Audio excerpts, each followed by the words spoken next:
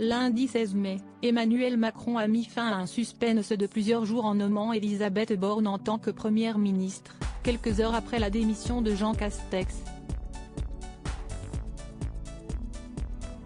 Une annonce qui n'est pas passée inaperçue puisqu'à 30 ans, aucune femme n'avait occupé ce poste.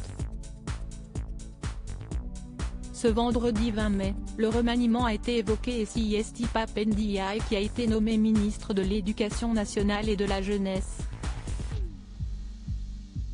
Il remplace donc Jean-Michel Blanquer, qui occupait ce poste depuis mai 2017. Côté vie privée, le nouveau ministre partage sa vie avec Jeanne Lazarus. Mais qui est-elle ?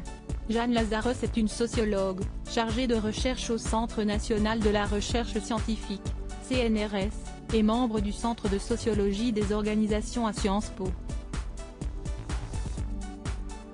Comme indiqué sur le site de l'école, ses recherches sont centrées sur l'argent des ménages et les politiques bancaires. Elle a notamment publié un ouvrage intitulé L'épreuve de l'argent. Très heureux depuis plusieurs années, le couple a eu 2 enfants. Pape Ndiaye est né le 25 octobre 1965 dans les Hauts-de-Seine.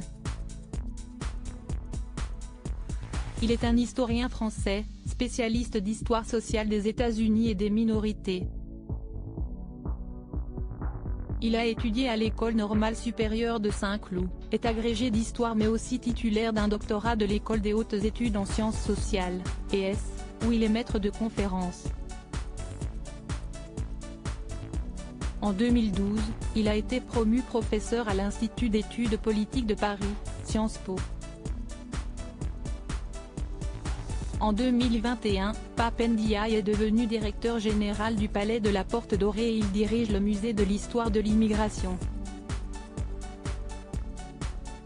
À l'occasion de cette nomination, il s'était confié dans les colonnes du Monde et avait indiqué que sa principale préoccupation était de ne plus mettre des pans de notre histoire sous le tapis.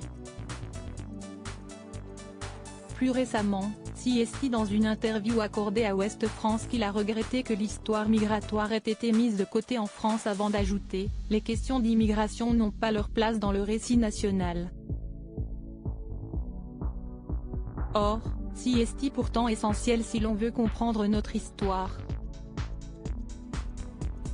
Pour rappel, Emmanuel Macron avait affirmé que l'école était l'un de ses plus grands chantiers pour son second mandat. Pape Ndiaye a donc un rôle très important à jouer. Pape Ndiaye, quel sujet important l'a particulièrement touché ?